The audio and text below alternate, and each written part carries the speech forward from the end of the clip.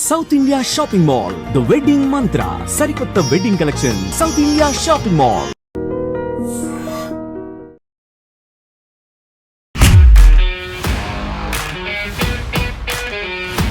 నమస్తే, నేను Kavitha. Welcome to I dream money matters with Anil AKV.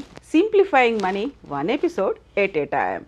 మనతో పాటుగా అనిల్ గారు ఉన్నారు. బోల్డ్ అన్ని విషయాలు మాట్లాడుకోవాల్సినటువంటి అవసరం ఉంది. అనిల్ గారు నమస్కారం అండి. సో చాలా చాలా చాలా విషయాలు మాట్లాడుకోవాలి మనం. అందులో ఫస్ట్ ప్రధానంగా మాట్లాడుకోవాల్సింది భారత స్టాక్ మార్కెట్లకు సంబంధించి రెండవ త్రైమాసికం కూడా మంచి ఫలితాలే చూపించింది అనే మాట. యాక్చువల్గా ఆపరేషన్ సింధూర్ అప్పుడు ఆ టైంలో ఫ్లక్చువేట్ అవుతుందేమో, ఏమవుతుందో, పడిపోతుందో అనుకున్నాం. ట్రంప్ వచ్చిన తర్వాత అయితే ఒకేసారి మొత్తం అంతా కుప్పకూలిపోయింది, మరి ఇది ఇప్పుడు లేస్తుంది అనే ఒక డౌట్ అవన్నీ కనిపించాయి. రెండవ త్రైమాసికం మీద ఎఫెక్ట్ ఏమీ లేదు అని అనిపించింది. యాక్చువల్గా ఏం జరుగుతుంది అసలు? ఏం జరగట్లేదు మేడం, నార్మల్గానే ఉంది మార్కెట్ ఎలా ఉండాలో అలాగే ఉంది. ఓకే, మార్కెట్లో ఈ ఒడిదుడుకులు ఇట్లాంటివన్నీ అత్యంత సాధారణమైన విషయాలే. దీని గురించి సీరియస్గా తీసుకోకూడదు. సీరియస్గా ఎవరు తీసుకుంటారంటే మార్కెట్లో ట్రేడింగ్ చేసే యాక్టివ్ పార్టిసిపెంట్స్ ఎవరైతే ఉంటారో డెరివేటివ్స్ మార్కెట్లో వాళ్ళు చాలా సీరియస్గా చేసుకుంటారు. అదర్వైజ్ ఇన్వెస్టర్ పర్స్పెక్టివ్లో దీన్ని పెద్దగా పట్టించుకోవాల్సిన అవసరం లేదు. ఇప్పుడు మీరు 3 అంశాలు లేవనెత్తారు.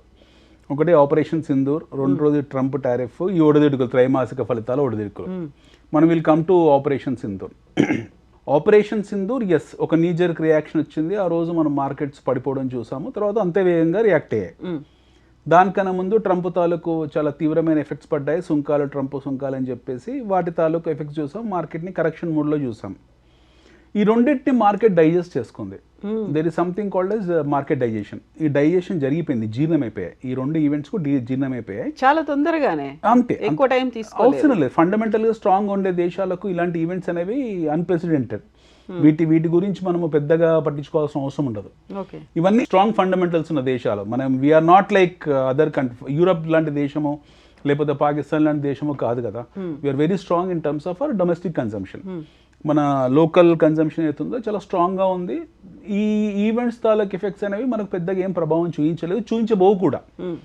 ట్రంప్ ఎఫెక్ట్ అనేది ఎక్కువ స్థాయిలో దాని ప్రభావం ఉండేది మనకు చైనా ఆల్రెడీ రిటాలియేట్ టారిఫ్ అనేది మొదలుపెట్టిన తర్వాత ట్రంప్ కూడా వెనక్కి తగ్గాడు. యూరప్ కూడా అదే స్థాయిలో రిటాలియేషన్ చేయడం మొదలుపెట్టింది, మళ్ళీ వెనక్కి తగ్గాడు. దాని తాలూకు చర్చలు జరుగుతూ ఉన్నాయి. అంటే ఎంత సుంకాలు విధించుకోవాలి, ఎంత విధించుకోకూడదు అని చెప్పేసి. బట్ రిటాలియేషన్ పార్ట్ని ట్రంప్ ఊహించలేదు. Now he has come to negotiation part. అతను అనుకునేది ఏంటి, మొదట్లో ప్రపంచం అంతా నాతో నెగోషియేట్ చేస్తారని ఊహించుకున్నారు. కానీ ప్రపంచం మారింది. It is not the 20th century. 20వ శతాబ్దం కాదు ఇది. 21వ శతాబ్దం నుంచి 22వ శతాబ్దం వెళ్ళబోతున్నాం మనం.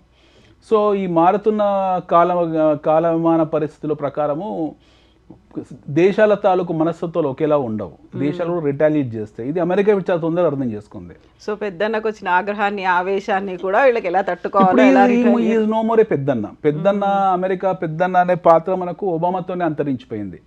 అమెరికా దాని తర్వాత సాధారణ దేశం. America is no more super power like what it was some time back. ఇప్పుడు అమెరికా సూపర్ పవర్ అనే భ్రమల్లోంచి మిగతా దేశాల్లో బయటకు వచ్చేసి ఆల్మోస్ట్. అమెరికా సూపర్ పవర్ కాదు. అమెరికా అనేది ఒక అగ్రరాజ్యం మాత్రమే. మనకి రష్యా అగ్రరాజ్యమే, చైనా అగ్రరాజ్యమే. ఎదుగుతున్న దేశాలలో, అభివృద్ధి చెందుతున్న దేశాల్లో, బ్రిక్స్ దేశాలలో, especially Brazil, Russia, India, China, south Africa లాంటి దేశాలు, మన ఇండియా కూడా ఎదుగుతున్న దేశమే, అత్యంత బలమైన దేశం మనం కూడా.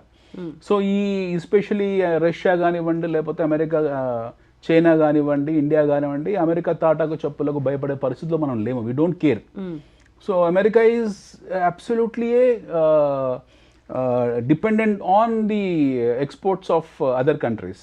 సో మేము పంపించిన ఎగుమతుల మీద ఆధారపడి బ్రతుకుతున్న మీకే ఇంత ఉంటే ఎగుమతులు సృష్టించే మాకెంత ఉండాలన్న ధీమాలోకి ఎగుమతి దేశాలు వచ్చేసాయి. ఎస్పెషల్లీ ఇది export oriented nations like China కానివ్వండి, లేకపోతే అర్జెంటీనా కానివ్వండి, మెక్సికో కానివ్వండి, యూరప్ కానివ్వండి, కెనడా కానివ్వండి, ఫర్ దట్ మ్యాటర్ ఇండియా కానివ్వండి. మన తక్కువ, మన $50 billion ఉంటుంది. But still we are very strong in terms of our exports. So ఎగుమతి దేశాలు మాకెంత ఉండాలి అన్న స్థాయిలోకి, ఆ ధీమాలోకి మనం వచ్చేసాం. ఈరోజు మధ్యాహ్నం లేటెస్ట్గా ఈ ట్రంప్ ఆర్థిక విధానాల మీద అమెరికన్ ట్రేడింగ్ పార్టిసిపేట్స్ ఎవరుతుంటారు, ఎస్పెషల్లీ రీసెర్చ్ ఓరియంటెడ్ టీమ్స్ ఎవరుతుంటారో, లేదా ఎకనామిక్ అఫేర్ రిలేటెడ్ జర్నల్స్ ఎవరుతుంటారో వాళ్ళు ఒక స్టేట్మెంట్ అన్నారు, టాకో అని చెప్పి. ట్రంప్ ఆల్వేస్ చికెన్స్ అవుట్ అని. టాకో అంటే TACO, Trump always chickens out. దానికి ఈయన మళ్ళీ కౌంటర్ కూడా ఇచ్చారు ఆయన. ట్రంప్ ఆల్వేస్ చికెన్స్ అవుట్ అని అంటే ట్రంప్ చాలా మేకపోతు గాంభీర్యంతో పెద్ద పెద్ద భీకరమైన శపథాలు చేస్తూ వస్తారు, తర్వాత అంతే ఫాస్ట్గా వెనక్కి తగ్గుతారు. ఏంది ఈ యాటిట్యూడ్ ఏంది? దీనివల్ల capital markets especially equity markets, currency markets ఒడిదుడుకులకు భయంకరమైన ఒడిదుడుకులకు గురవుతున్నాయి. వై దిస్ టాకో అని ఒక టైటిల్ తగిలించేశారు ఆయనకు. టాకో అని. టాకో అంటే Trump always chickens out. Tag line వచ్చేసి ట్రంప్ ఆల్వేస్ చికెన్స్ అవుట్ అని. ద రీజన్ వై మళ్ళీ ఆయన చెప్పారు ఆయన దానికి, నేను దీనికి కారణం ఏంటని ఆయన ఎక్స్ప్లెయిన్ చేశారు.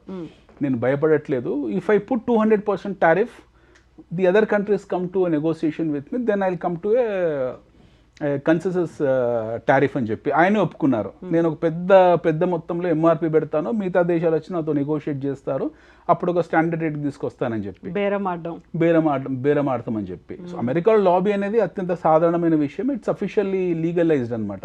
బట్ ఆయన దేశాలతోనే లాబీ చేయడం మొదలుపెట్టారు. అంటే especially started blackmailing it. He himself చాలా సాఫ్ట్ వర్షన్లో మాట అనేసారు, నేను మిగతా దేశాలను భయపెట్టిస్తున్నాను, బ్లాక్మెయిల్ చేస్తున్నాను, ఎక్కువ సుంకాలు విధించి, సో దట్ వాళ్ళు భయపడి నాతో వచ్చి నెగోషియేట్ చేసుకుంటారని చెప్పి. సో వీళ్ళు టాకో అన్నారు, ట్రంప్ ఆల్వేస్ చికెన్స్ అవుట్ అని. So which means he wanted to threaten the other countries on whichever the means it is, then he expect other countries to come and negotiate with him without expecting that they are going to retaliate him. So మిగతా దేశాలు అది ఎప్పుడైతే వాళ్ళని ఆయనని retaliate చేయడం మొదలుపెట్టారో, then he started not taking his foot back. So ఈ ప్రాసెస్లో అక్కడ అమెరికన్ ఎకానమిస్ట్లు అనడం మొదలుపెట్టారు, ట్రంప్ ఏం స్టాండ్ లేదు ఆయనకు, ఆయనకి స్టాండర్డ్ ఒపీనియన్స్ లేవు, ఎప్పటికప్పుడు ఫిబుల్ అవుతూ ఉంటారు ఆయన చాలా వర్టైల్గా ఉంటుంది ఆయన థింకింగ్. బహుశా ఆయన డెమోగ్రాఫిక్ అనాలిసిస్ అంచనా లేకపోతున్నారు, అట్ ద సేమ్ టైం ఆయన సైకిక్ ప్యాటర్న్ కూడా కరెక్ట్గా లేదు. సో ఆయన మానసిక స్థితి బాగాలేదని చెప్పేసి they have come to that stage and started attacking on his mind set. So ఇప్పుడు ఏంటనంటే ఈయన ఈ లాస్ట్ గత 4-5 నెలలు అంటే 90 డేస్లో ఈయన 90 రోజుల అధ్యక్షుడ పదవిలో ఈయన సృష్టించిన వాలటాలిటీ, అంటే మనం విక్స్ అంటాం, ద వాలటాలిటీ ఇండెక్స్, అది ఎంత ఈసీజీ గ్రాఫ్లో కొట్టుకుంది ప్రపంచవ్యాప్తంగా. Beat commodities, beat equities, beat currencies, beat capital markets, what ever which ever the way, మీకు అన్నీ కూడా ఒడిదుడుకు గురయ్యాయి. ఎస్పెషల్లీ ట్రేడింగ్ కమ్యూనిటీ ఎవరైతే ఉంటారో వాళ్ళకు వేల లక్షల కోట్ల రూపాయలు లాస్ ఉంటారు ప్రపంచవ్యాప్తంగా, because of his erratic attitude, untimely attitude. So ఆయనని ప్రపంచం డైజెస్ట్ చేసేసుకుంది. సో మనం వచ్చే పాయింట్ ఏంటంటే, what happened all this days అని అంటే, ట్రంప్ తాలూకు షాక్స్ మన దేశం మీద మనకు ఇనిషియల్గా ఎఫెక్ట్ పడింది, we got corrected, then we started digesting him. మనతో పాటు మిగతా ప్రపంచంలో కూడా డైజెస్ట్ చేసుకోవడం మొదలుపెట్టి, at the same time America కూడా డైజెస్ట్ చేసుకోవడం మొదలుపెట్టింది, జీర్ణం చేసుకోవడం మొదలుపెట్టింది. Next comes to the operation Sindoor. Operation Sindoor ఈ ఆపరేషన్ని మనం ఊహించలేదు. ఇన్ఫ్యాక్ట్ మనం ఎవరం కూడా మన దేశం మీద ఉగ్రదాడులు ఆ స్థాయిలో ఉంటాయని చెప్పి మనం అనుకోలేదు. దీని వెనకాల ఉన్న రాజకీయ కోణాలు పక్కన పెడితే, ఎస్పెషల్లీ ఇది ఆసిఫ్ మునీర్, ముల్లా మునీర్ ఎవడైతున్నాడో ఇప్పుడు ఫీల్డ్ మార్షల్గా తనకు నన్ను బిరుదు ఇచ్చేసుకున్నాడు, పాకిస్తాన్ ఆర్మీ జనరల్, వాడి తాలూకు ఇంటెన్షన్స్, ఇన్ఫ్యాక్ట్ వాడు ఎక్స్టెన్షన్ చేసుకోవాలని చూస్తాడు ఆయన పదవి కాలాన్ని. ఇమ్రాన్ ఖాన్ తీసుకెళ్లి జైల్లో పెట్టారు. China has played this game, ఈ ట్రిక్ అంతా చైనా ప్లే చేసింది. అందులో వీళ్ళు బలిపశువులయ్యారు. పాకిస్తాన్ కానీ, పాకిస్తాన్ ప్రజలు కానివ్వండి, పాకిస్తాన్ రాజకీయ నాయకులు కానివ్వండి, పాకిస్తాన్ ప్రజాపక్షాలు కానివ్వండి, వీళ్ళందరూ బలయ్యారు. ఎప్పుడు అవుతుంటారు చాలా రెగ్యులర్, ఎందుకంటే వాళ్ళకు ఒక యూనిఫార్మిటీ అనేది ఏమీ లేదు, అలవాటు పడిపోయారు. వాళ్ళకి యూనిఫార్మిటీ లేదు, వాళ్ళకు they don't have any emotional uniformity. వాళ్ళ దేశం పట్ల సైద్ధాంతిక యూనిఫార్మిటీ లేదు. చాలా కన్ఫ్యూజ్డ్ నేషన్ అది, కన్ఫ్యూజ్ స్టేట్ అది, చాలా డీప్ కన్ఫ్యూజన్లో ఉన్న ఒక నైసర్గిక ప్రదేశం పాకిస్తాన్.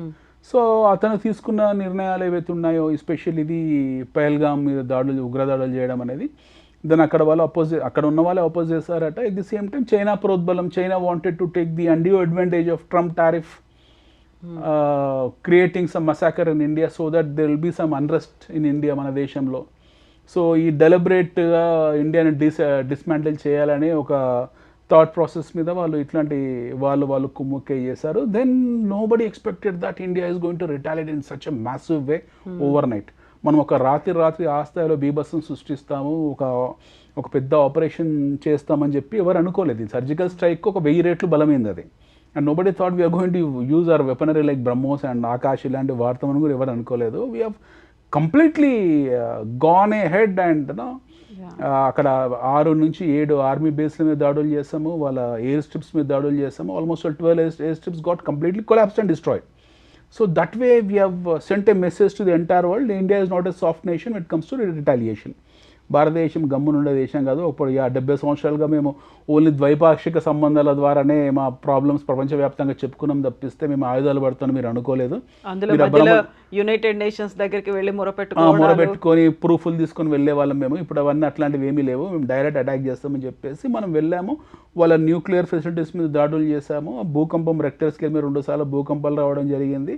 ఇవన్నీ కాన్ఫిడెన్షియల్ రిపోర్ట్స్ కాబట్టి క్లాసిఫై అయ్యి మన బయటికి రాలేదు. But otherwise you have done that massacre there.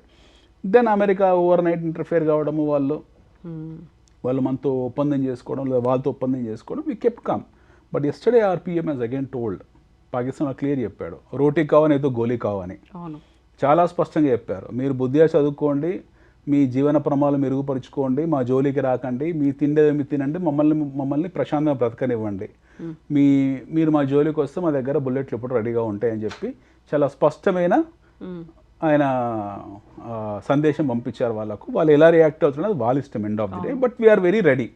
At the same time ఈ వారం రోజులు, ఈ పక్షం రోజులు మళ్ళీ మాక్ డ్రిల్స్ మా బార్డర్ స్టేట్స్లో జరుగుతున్నాయి. సో ఇవన్నీ ఇంకా ఈ కంటిన్యూస్ ప్రాసెస్. ఆపరేషన్ సింధూర్ అనేది ఒక్క రోజుతో ఆగేది కాదు, ఇంకా ఇది ఆగదు. It is a continuous process till such time Pakistan 3-4 ముక్కలు అయిపోయే వరకు, లేదా బంగ్లాదేశ్ ఇప్పుడు కొత్తగా తయారైన ఒక న్యూసెన్స్ మనకు ఇది అక్కడ లోకల్ ఆర్మీ మొహమ్మద్ యూనిస్ మీద ఆర్మీ కూప్ జరుగుతుంది. సో ఇవన్నీ సెటిల్ అయ్యే వరకు కూడా మనకు ఈ ఆపరేషన్ సింధూర్ అనేది ఒక బృహత్ కార్యక్రమం లాగా, ఇది మహాభారత యుద్ధం లాగా 18 రోజులతో అయ్యేది కాదు. ఇది చాలా కంటిన్యూస్. ఇది 2 ఏళ్ళు 3 ఏళ్ళు సాగుతూనే ఉంటుంది. So we have to get use to it. ఇప్పుడు జరిగిన డ్రిల్స్ ఏవైతే ఉన్నాయో, ఆర్మీ డ్రిల్స్, ఎస్పెషల్ ఇది మాక్ డ్రిల్స్ ఏవైతే ఉన్నాయో, ఇంతవరకు మనం చూసింది కేవలం ఉత్తర భారతదేశంలో బార్డర్లో మాత్రమే. But tomorrow it might spread across the coastal lines of India.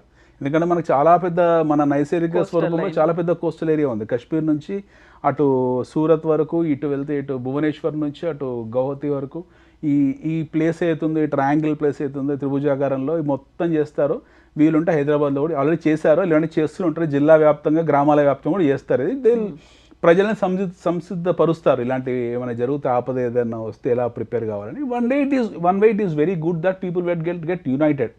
మన దేశంలో ఉన్న కుల ప్రాంత మతాలకు అతీతంగా జనాలు ఐక్యం అవ్వడానికి ఒక వేదిక అలా ఉపయోగపడుతుంది. ఎస్పెషల్లీ ఇది ఫ్రమ్ నేషనలిస్టిక్ పర్స్పెక్టివ్. జాతీయవాదం పెంపొందించడానికి ఇలాంటివి అన్నీ కూడా ఉపయోగపడతాయి. ఉపయోగకరమైన విషయాలు ఇవన్నీ అంశాలే. సో ఈ operation Sindoor is a continuous process. So market వచ్చేప్పటికి ఫండమెంటల్లీ ట్రంప్ తాలూకు షాక్స్ని ప్రపంచం మొత్తం తీసుకుంది, మనము తీసుకున్నాము. బట్ న్యాచురల్గా మనం ఒక షాక్ అబ్జర్వర్స్ తయారు చేసుకున్నాము. రెండోది ఆపరేషన్ సింధూర్. దీనికన్నా ఇంకొకటి ఏంటంటే, ఈ రెండింటితో పాటు మనకు we have a tension called as West Asia. West ఏషియాలో ఒక టెన్షన్ ఉంది. మనకు 2 టెన్షన్స్ ఉన్నాయి వెస్ట్ ఏషియాలో. ఒకటి స్ట్రైట్ ఆఫ్ హార్మోజ్ అంటాం, ఈ రెడ్ సీ దగ్గర ఉంటుంది. ఇంకోటి హౌతీలు, ఇక్కడ యమన్లో జరుగుతున్న, ప్రతిరోజు ఇజ్రాయెల్ మీద జరుగుతున్న దాడులు ఏవైతున్నాయో, America itself has backed out. ఇందాక మనం అనుకున్న ఏది టాకో అవుతుందో, ఆ టాకోలో దిస్ పార్ట్ ఆఫ్ ఇట్. వీళ్ళు డ్రిల్ చేశారు, అమెరికన్ నేవీ వెళ్ళి అక్కడ హౌతీస్ యమన్ దగ్గర డ్రిల్ చేశారు. దెన్ వాళ్ళ మీద హౌతీలు దాడులు చేశారు. వీళ్ళ ఎంటైర్ నేవల్ ఫ్లీట్ అంతా కూడా వాపస్ వెళ్ళిపోయింది అక్కడ నుండి. Which shows that America is no way it is a super power. ఒక చిన్న ఉగ్రదాడి మూకలకు లేదా ఒక ప్రాక్సీ వార్కే వాళ్ళు మొత్తం వాళ్ళ కంప్లీట్ సీ రెజిమెంట్ని వాపస్ పిలుచుకున్నారంటే it shows that they are scared. అంటే వాళ్ళ ఖర్చు పరంగా దాదాపు $1 బిలియన్ ఖర్చు పెట్టారు. అది వాళ్ళకి నష్టం జరిగింది. 2 యుద్ధ విమానాలు కోల్పోయారు, 4-5 డ్రోన్స్ కోల్పోయారు, వాళ్ళు 2 ఫైటర్ హెలికాప్టర్స్ కోల్పోయారు. సో డెఫినెట్గా వాళ్ళకు ఖర్చు విషయంలో భయపడ్డారు. అట్ ది సేమ్ టైం వాళ్ళు రిస్క్ తీసుకునే పొజిషన్ లేరు. They backed out from the Red Sea. ఇప్పుడు స్ట్రైట్ ఆఫ్ హార్మోన్స్లో మళ్ళీ ఒక ఇష్యూ జరిగే ఉంది, ఇంకా బయటికి రాలేదు. మోస్ట్లీ వచ్చే వారం నుంచి అది మొదలవుతుంది.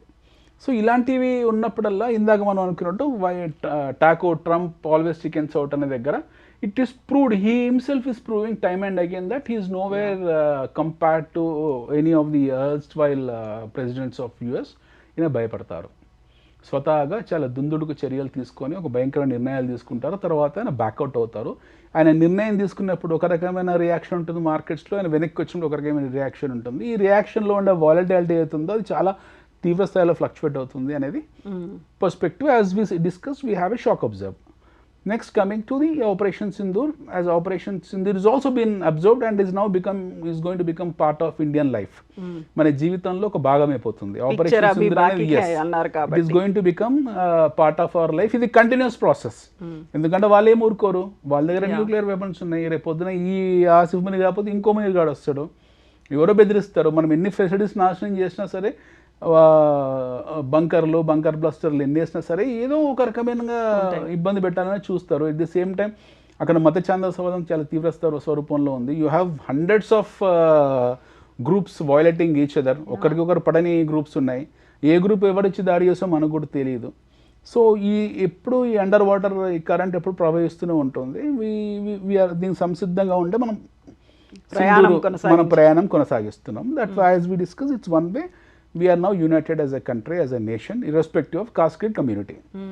Our ration, అది rationalize చేసుకోగలిగాం మనం. At least to some extent we have neutralized the caste bars, community bars ని neutralize చేయగలిగాం. At least ప్రాంతీయవాదాన్ని neutralize చేయగలిగాం ఇప్పటి వరకు. Now త్రైమాసిక ఫలితాలు. మన త్రైమాసిక ఫలితాలు ఎలా ఉన్నాయంటే, త్రైమాసిక ఫలితాలు యాజ్ ఎక్స్పెక్టెడ్ అద్భుతంగా ఉన్నాయి. Nothing to worry about our quarterly results. ఇప్పటి వరకు ఇన్ని జరిగినా కూడా, ట్రంప్ ఇన్ని షాక్లు ఇచ్చినా కూడా త్రైమాసిక ఫలితాలు చాలా అద్భుతంగా ఉన్నాయి. కుంభమేళ ఎఫెక్ట్ మనకు చాలా స్పష్టంగా కనపడింది. కుంభమేళలో జరిగిన కన్జ్యూమరిజం తాలూకు, అంటే కుంభమేళలో 30-40 కోట్ల మంది జనాలు ఉపయోగించిన రైళ్లు కానివ్వండి, జనాలు ప్రయాణించిన వాహనాలు కానివ్వండి, విమానాలు కానివ్వండి, ఇవన్నీ చాలా స్పష్టంగా మనకు త్రైమాసిక ఫలితాల్లో ఎస్పెషల్లీ ఇన్ కన్జ్యూమర్ స్టేబుల్స్లో కనపడింది. ఓకే, మీరు మన దేశంలోని రైల్వే కంపెనీస్గా ఇవన్నీ తీసుకోండి, ఐఆర్డిఏ కానివ్వండి, ఇర్డా అంటాం, ఇర్డా కానివ్వండి, లేకపోతే ఐఆర్సిటీసీ కానివ్వండి, ఇవన్నీ కూడా 5% నుంచి 30% దాకా మనకు ప్రాఫిటబిలిటీ చూపించాయి ఈ కంపెనీస్ అన్నీ కూడా. ఎస్పెషల్లీ ఇది railway related ticketing companies, travel companies ఏవైతే ఉన్నాయో మన దేశం చాలా ట్రావెల్ కంపెనీస్, లిస్టెడ్ కంపెనీస్, అవన్నీ కూడా చాలా పాజిటివ్గా they have shown the beautiful results. And ఈ నార్త్ సెంట్రిక్ కంపెనీస్ ఏవైతే ఉన్నాయో, నార్త్ సెంట్రిక్ కంపెనీస్ ఎస్పెషల్లీ ఇది సెంట్రల్ ఇండియా నుంచి పూర్తి స్థాయి హిమాచల్ వరకు ఉండే సెంట్రల్ టు నార్త్ సెంట్రిక్ సంస్థలు ఏవైతే ఉన్నాయో, అంటే food manufacturing companies, ancillary companies ఏవైతే ఉన్నాయో వాళ్ళు కూడా చాలా అద్భుతమైన రిజల్ట్ చూపించారు. ఎస్పెషల్లీ ఇది ఆ ఏరియాలో దుప్పట్లు, బ్లాంకెట్లు ఇలాంటి తయారు చేసే చెప్పులు, బట్టలు, టిక్లీలు, బొట్లు, గాజు బొమ్మలు ఏవన్నీ తీసుకోండి. They have done. వాళ్ళందరికీ 40 రోజుల్లో 2-3 సంవత్సరాలు సరిపోను ఉపాధిలో వ్యాపారం జరిగింది. So this is very good initiative. ఎందుకంటే చాలా డబ్బు ట్రాన్సాక్షన్ జరిగింది, కొన్ని లక్షల కోట్ల రూపాయల ట్రాన్సాక్షన్ జరిగింది. సో కుంభమేళ తాలూకు పాజిటివ్ ఎఫెక్ట్స్ మనకు మార్కెట్లో కనపడుతున్నాయి. Next coming early monsoon. Okay, so after 2009 తర్వాత హైదరాబాద్లో ఎస్పెషల్లీ మనం మే నెలలో ఎండాకాలాన్ని బదులు వానాకాలం చూడడం మొదలుపెట్టాము. రోహిణి కార్తెలోనే వానలు పడుతున్నాయి. రోహిణి కార్తె రోకల్లో బగులుతాయి అనుకున్నాం, కానీ మనం అవి బగులుతున్నాయి, మనం పెంకులు తగ్గిపోతున్నాయి, మేఘాలతో చెట్టు కూలిపోతున్నాయి. So it's a very positive thing for India. అంటే భారతదేశానికి అన్ని కలిసి వస్తున్నాయి, ప్రతి అంశం కూడా. ట్రంప్ కలిసి వచ్చాడు, ఆపరేషన్ సింధూర్ కలిసి వచ్చింది, ట్రంప్ ఒక రకంగా కలిసి వచ్చాడు, ఆపరేషన్ సింధూర్ యూనిటీ విషయంలో కలిసి వచ్చింది, చైనా ఎఫెక్ట్ కలిసి వచ్చింది. ఎందుకంటే చైనా మీద సుంకాల భారం పడడం వల్ల India is now to be established as alternative exporter. ఎగ్జాక్ట్గా ఇదే టైంలో వినిపించినటువంటి ఇంకొక వార్త, జీడిపిలో మనం జపాన్ని క్రాస్ చేసి ముందుకు వెళ్ళాము. We are now the fourth largest economy in terms of GDP. అది పెద్ద హర్షించదగ్గ విషయం ఏం కాదు. జీడిపి 4th ప్లేస్ అనేది మనం హర్షించకూడదు. మనం హర్షించాల్సింది మన పర్ క్యాపిటల్ ఇన్కమ్ $10,000 అయినప్పుడే. Okay, we have to be very happy as a Indian when we see our per capita income crossing $10,000. GDP is no way connected. GDP మనం జపాన్ ని cross చేసాము, మనది కే shape growth economy లాగా. దురదృష్టవశాత్తు మనది కే shape economy. అంటే rich is becoming rich, poor is becoming poor. So GDP is a complete genesis of your economy. Complete genesis of economy అంటే ఇలా అంబానీ ఉంటాడు, అదాని ఉంటాడు, అనిల్ కుమార్ ఉంటాడు, మీరు ఉంటారు, నేను ఉంటారు, మన కెమెరామ్యాన్లు ఉంటారు, కూర్చొని చూసే వాళ్ళు ఉంటారు, ప్రేక్షకులు ఉంటారు, everybody is part of the GDP. So మీకు ఇందులో నెలకు 10 కోట్లు సంపాదించినాడు, 10 రూపాయలు సంపాదించినాడు, అసలు నిరుద్యోగి ఉన్నవాడు, ఆత్మహత్య చేసుకునేవాడు, కుబేరుడు ఉన్నాడు. సో వీళ్ళందరూ సంపదను ఒక దగ్గర పెట్టినప్పుడు మీకు జీడిపి వస్తుంది. అవును. But we have to look at per capital income, not GDP. ఒక తలసరి ఎలా ఉంది, యావరేజ్ ఎలా ఉంది. ఎస్. స్థూల జాతీయోత్పత్తి కాదు, స్థూల వ్యక్తిగత ఆదాయం చూడాలి. మనం చూడాల్సిన స్థూల వ్యక్తిగత ఆదాయము. దురదృష్టవశాత్తు ఈ రోజు కూడా మన స్థూల వ్యక్తిగత ఆదాయం $3,000 బిలోనే, $3,000 బిలోనే ఉంది, విచ్ ఇస్ వెరీ అన్ఫార్చునేట్. మన ప్రభుత్వాలు టార్గెట్ చేయాల్సింది enhancing the per capital purchasing parity of individuals. వ్యక్తిగత ఆదాయాన్ని పెంచే మార్గాలు అన్వేషించాలి, వ్యక్తిగత ఆదాయం పెరగడానికి సరైన కృషి చేయాలి, అప్పుడే మనకు అది అందుబాటులో ఉంటుంది. We cannot compare with Japan. Japan చాలా చిన్న దేశము, వాళ్ళ జనాభా ఎంత, వాళ్ళ స్వరూపం ఎంత, but still they are the 5th largest economy. In fact మనం మొదటగా 4th, ఇప్పుడు 5th అయ్యారు అనుకోండి. బట్ వాళ్ళ జీవన ప్రమాణాలు ఎక్కడ, వాళ్ళ పర్ క్యాపిటల్ ఇన్కమ్ ఎక్కడ, మనం ఎక్కడ? అందులో ఇప్పుడు వినిపిస్తోంది ప్రధానంగా జపాన్ వాళ్ళు చేసుకున్నటువంటి అక్కడ అవకతవకలు అస్తవ్యస్తంగా ఉంది కాబట్టి 5th ప్లేస్కి వెళ్ళింది తప్ప మనం 4th ప్లేస్కి వెళ్ళలేదు అనేటువంటి ఒక మాట. See, there are two kind of economies. One is inflationary economy, one is deflationary economy. Japan happened to be a developed economy. వాళ్ళని డిఎం అంటాం, మనం డెవలప్డ్ ఎకానమీస్ అంటాం. ఓకే, డెవలప్డ్ డిఎంస్ అంటే డెవలప్డ్ మార్కెట్స్, మనం ఈఎంస్ ఎమర్జింగ్ మార్కెట్స్. మనకు వాళ్ళకు comparison ఉండదు. అవకతవకలు జరిగాయి, అక్కడ ఏం జరిగాయి పక్కన పెట్టండి, దట్స్ అ డెవలప్డ్ ఎకానమీ. అక్కడ ఏం జరిగినా వాళ్ళ పర్ క్యాపిటల్ ఇన్కమ్ అవుతుందో, వ్యక్తిగత ఆదాయం అవుతుందో, అది $50,000 పైనే ఉంటుంది. Plus or minus $5,000, they are above $50,000, whereas we're below $3,000. So మనకు వాళ్ళ కంపారిజన్ లేదు. Japan has Shinkansen trains, Shinkansen లాంటి ట్రైన్స్ ఉన్నాయి, విచ్ రన్స్ అరౌండ్ 700-800 km/h. మనము ఏది మన దగ్గర లేటెస్ట్ బుల్లెట్ ట్రైన్ గురించి మాట్లాడుతూనే ఉన్నాం మనం ఇప్పుడు ఈ రోజు కూడా. మనకు వాళ్ళకి ఎక్కడ కంపారిజన్ చెప్పండి? దేశం వాళ్ళు క్యాప్సూల్ హోటల్స్లో ఉంటారు, వాళ్ళ ప్లేస్ లేక. టోక్యో లాంటి నగరంలో 7-8 సెస్మోగ్రాఫిక్ మీద వాళ్ళు 100 floors కట్టుకొని నిలబడ్డారు. వాళ్ళు సముద్రంలో వ్యవసాయం చేస్తారు. There is no comparison.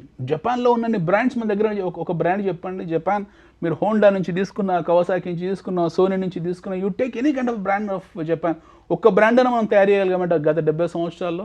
One brand in India from our country which is compatible or no which is comparable to Japan. ఒక్క brand, one single brand.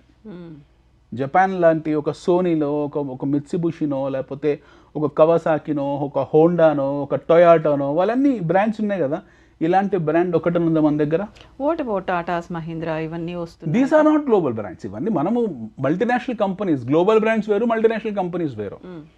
Tata has acquired Land Rover Jaguar, which is happened to be a global company, but Tata could not able to develop a brand which is equivalent to Honda or Kawasaki.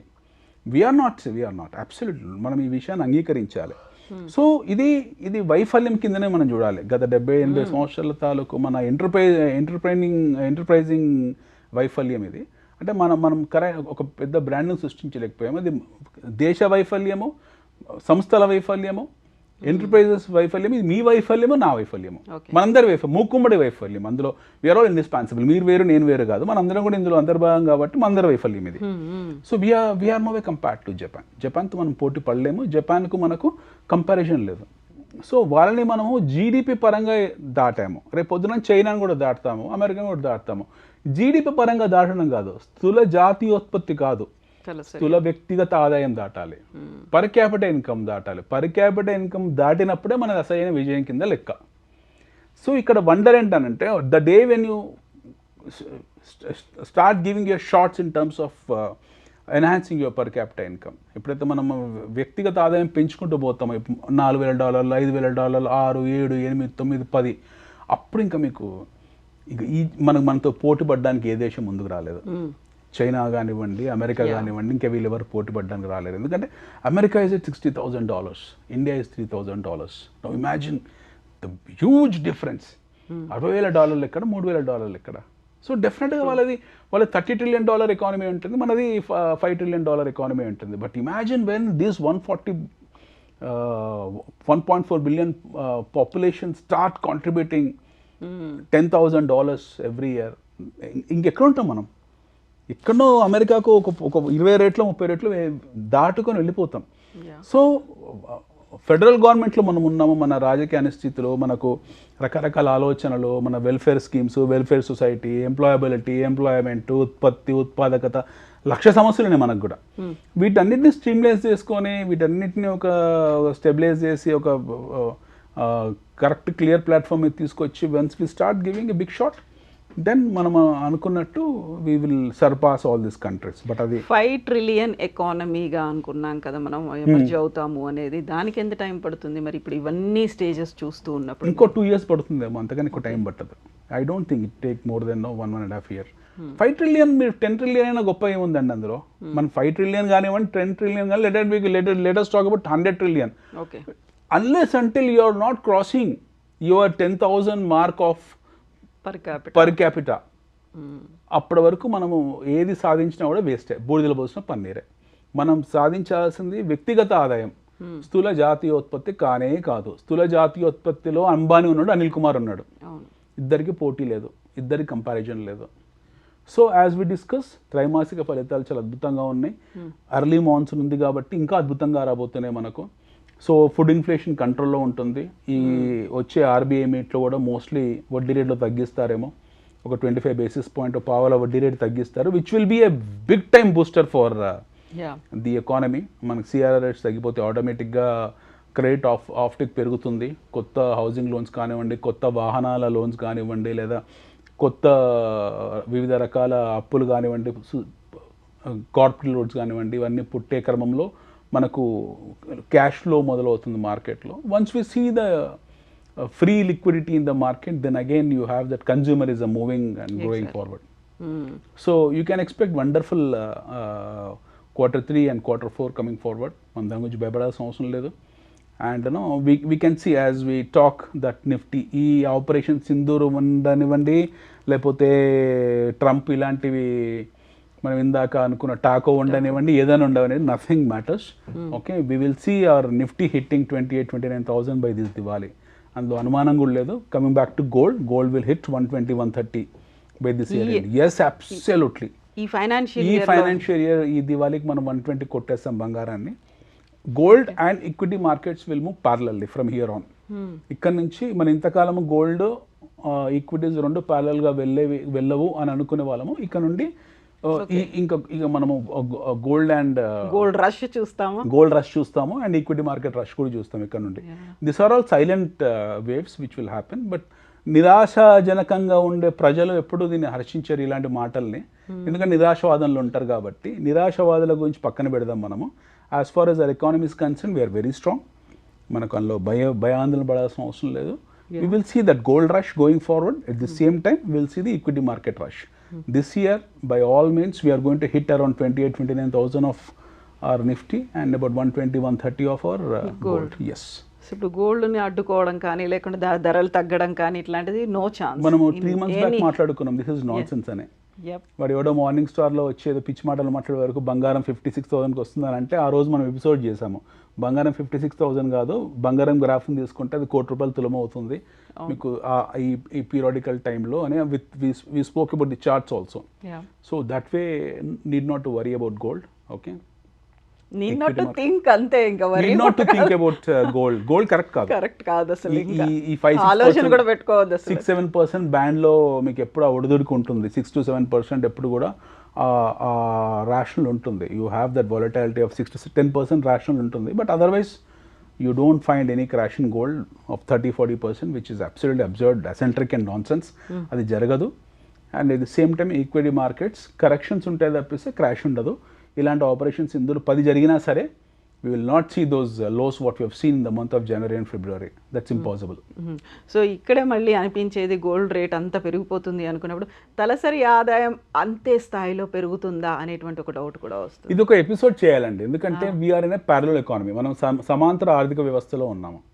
Okay, మన సమాంతర ఆర్థిక వ్యవస్థ చాలా విచిత్రంగా ఉంటుంది. ఒక private teacher suit boot వేసుకొని కారులో వెళ్తాడు, గవర్నమెంట్ టీచర్ టిఫిన్ బాక్స్ పట్టుకొని చిరిపోయిన చొక్కాతో స్కూల్కి వెళ్తాడు. గవర్నమెంట్ స్కూల్ టీచర్కు ₹1,00,000 జీతం వస్తుంది, ప్రైవేట్ స్కూల్ టీచర్కు 20,000 జీతం వస్తుంది. సో ఇద్దరిని చూసి మనము ఈయన బాగా బట్టలు వేసుకుని రిచ్ అనుకుంటాం, ఈయన బట్టలు వేయన పూర్ అనుకుంటాం. 100 ఎకరాల ఆసామి సైకిల్ మీద వెళ్తాడు, అపార్ట్మెంట్ రెంట్ కట్టేవాడు పెద్ద కారులో వెళ్తాడు. So don't go by looks, don't judge Indian a book by its cover. Don't judge an Indian by his looks. Okay, భారతీయుని లుక్స్తో మీరు అంచనా వేయకూడదు, ఎందుకంటే you don't know who is he. అత్యంత కుబేరుడు అత్యంత నార్మల్గా కనిపిస్తాడు, అత్యంత పేదవాడు అత్యంత రిచెస్ట్ పర్సన్లా లగ్జూరియస్ పర్సన్లా కనపడతాడు. I'm from real estate. మీరు రియల్ ఎస్టేట్ చూసి ఆశ్చర్యపోతారు. హైదరాబాద్లో 90% రియల్ ఎస్టేట్ జనాలకు అన్ని హై అండ్ మర్సిడీస్లు ఉంటాయి, లేకపోతే హై అండ్ బిఎండబ్ల్యూస్, పోర్షే లాంటి కార్లు ఉంటాయి. అందరు లోన్లు కడతారు. 90% ఇందులో అన్ని లోన్ల మీద రన్ అవుతాయి. ఇప్పుడున్న పరిస్థితుల్లో చాలామంది దగ్గర అద్దెలు అడ్డానికి డబ్బులు. Okay, because mismanagement, bad management, show off. This is the prime reason. బాగా ఉన్న వాళ్ళు ఏం షో ఆఫ్ చేసుకోరు, నార్మల్గా ఉంటారు. So landlords always keep quiet and they never expose their wealth, whereas the market is expose. So don't judge an Indian by his looks. సగటు భారతీయుని ఎప్పుడు కూడా ఆయన ఆహార్యాన్ని బట్టి అంచనా వేయకూడదు. సో ఇప్పుడు మనం స్థూల జాతీయ ఆదాయం కాకుండా తలసరి వ్యక్తిగత ఆదాయాన్ని ఎలా పెంచుకోవాలి, యాక్చువల్గా గోల్డ్ రేటో మిగతా రేట్లు పెరుగుతున్నట్టుగా ఇది పెరగాలంటే ఎలా, ఒక ఎపిసోడ్లో మనం మాట్లాడుకోబోతున్నాం. ఎస్ అండి, అనిల్ గారు, థ్యాంక్ యూ సో మచ్ అండి. Thank you. నిజంగా ప్రస్తుతం ఉన్నటువంటి సమాజం దేనికి ప్రయారిటీ ఇస్తుంది? ఆర్థిక సంబంధాల చుట్టూ మాత్రమే తిరుగుతుంది. మళ్ళీ ఎన్నికలంగానే చాలా విరక్తి కలుగుతాను. మంచి అనిపిస్తుంది కదా, లేడీస్ కూడా ఛాలెంజింగ్ జాబ్స్ చేసినప్పుడు చాలా బాగుంటది. ట్రాఫిక్ అసిస్టెంట్స్ గా నియమించిన ట్రాన్స్జెండర్స్ అందరితో సాల్యూట్ చేయించుకుంటున్నారు. ఫుడ్ డెలివరీ ఇవ్వటానికి వెళ్ళినటువంటి డెలివరీ బాయ్ అనిల్ పై కళ్ళ ముందు పెళ్ళండి